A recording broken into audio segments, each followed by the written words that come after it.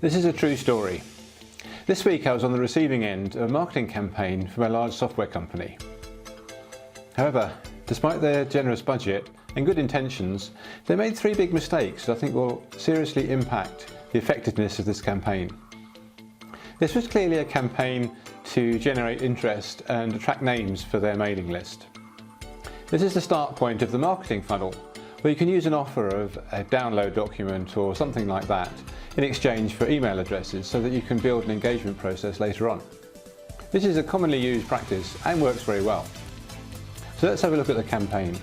It started off okay. They used the Institute of Directors mailing list. So I received an email from the Institute of Directors with an offer of a free ebook with tips on how to control employee expenses. Okay, I wasn't that interested in employee expenses, but I did want to find out more about how they'd done the marketing. So I opened the email and had a look inside. So far so good.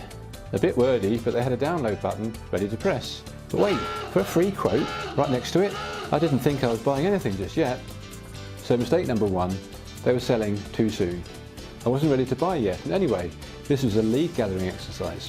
I carried on and I clicked the download button to see what happened next. Predictably, this took me to a landing page. I just wanted to download the ebook that had the tips on employee expenses that I wanted to read. But what was all this?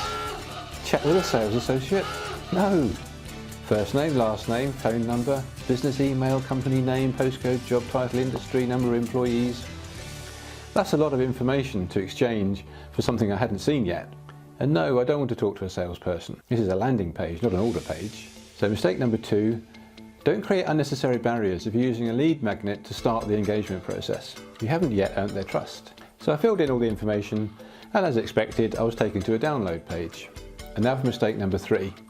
Remember, these are company directors who want value and are not interested in fluff. I printed out the ebook so I can show you more easily. It's actually very professionally done.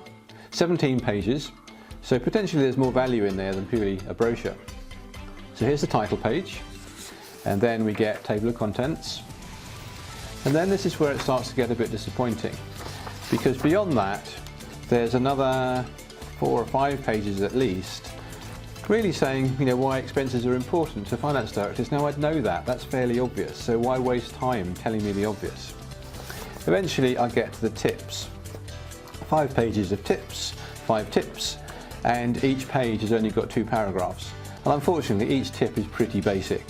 Stop relying on spreadsheets, don't have paper receipts, and that's nothing really new.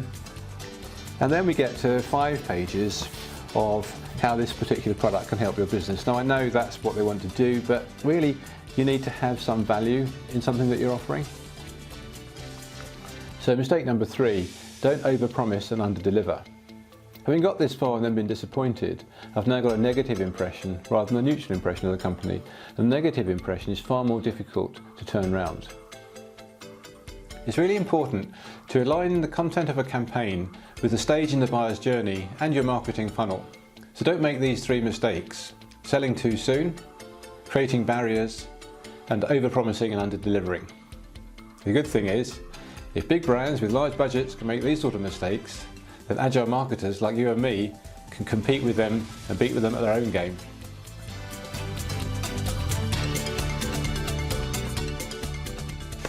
What did I do with my expenses forms?